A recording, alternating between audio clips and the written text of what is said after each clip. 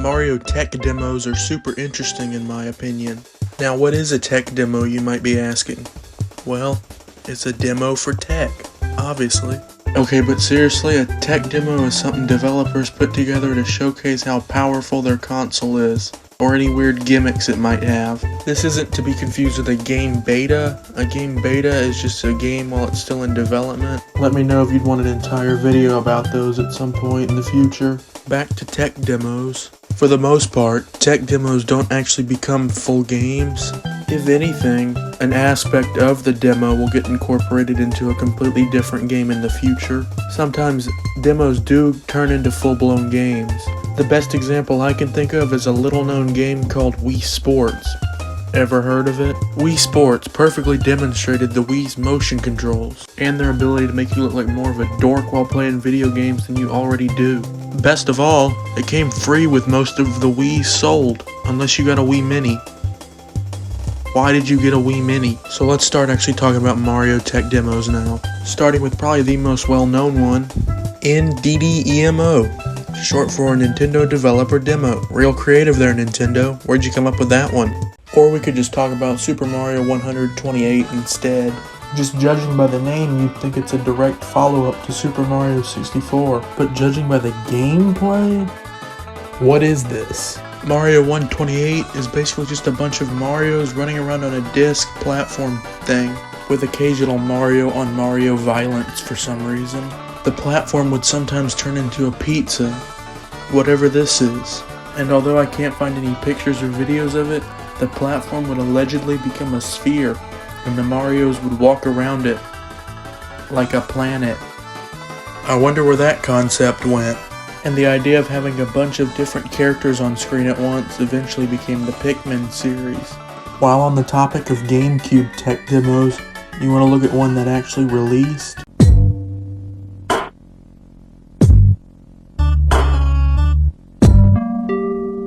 That's right. Luigi's Mansion was originally revealed as a tech demo for the GameCube back at Space World 2000. In case you don't know what Space World was, it was basically just a mini E3 for only Nintendo stuff. It no longer exists, basically being replaced by E3, which was then replaced by Nintendo Directs. Anyway, back to Luigi's Mansion. I'm only going to talk about the game as a tech demo and not about any of the beta stuff or anything. Although if you would like to learn more about the Luigi's Mansion beta, there's plenty of videos about it on YouTube. I'd recommend this one. I'll leave a link in the description. But if you'd like a video similar to this one, but for Mario game betas, just let me know in the comments and I'll probably do it in the future. So how does Luigi's Mansion act as a tech demo? One word: dust. The dust is so advanced, it took one guy 6 months to develop it. Imagine spending 6 months developing dead skin cells. The game is also a good demo for the controller. It's one of the primary reasons the controller even has a second stick, which is way too small. I need a magnifying glass to see this thing. It uses the GameCube's analog triggers to determine how strong the poltergust is too. In fact, the game basically uses every button on the controller to some extent, except for the D-pad. Good, because I was already using my magnifying glass to see the C-stick. So is Luigi's Mansion a good demonstration for the GameCube's hardware? I'd say so. The GameCube doesn't really have any weird gimmicks to show off like a lot of other Nintendo consoles, so the only thing it has to demonstrate is that realistic dust. One last GameCube one. Mario Kart for GameCube.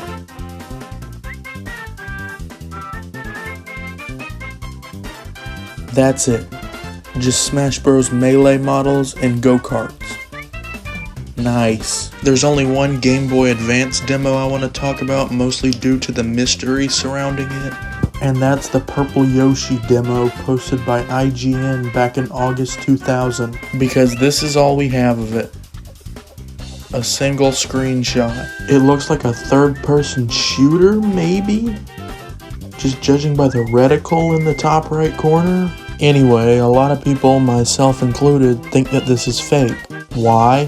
First of all, because this is the only thing we have of it, and second of all, It looks too advanced for a Game Boy Advance game, ironically, but let me know what you think. Let's talk about the Wii U next. New Super Mario Bros. Me was basically just New Super Mario Bros. Wii, but in HD with new levels. I wonder what that became. So it was basically just an early version of New Super Mario Bros. U used to demonstrate that the Wii U can display games in HD. It also demonstrated how you could play Wii U games off the TV. I've just gotta get a Wii U now, and as the name suggests, you could play as a me, and you'd get a different outfit depending on what player you were.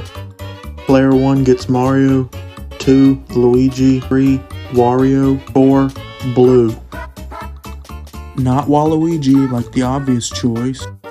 Generic Blue. What was Nintendo thinking? It was the Wii U era, never mind, nothing they did back then made any sense.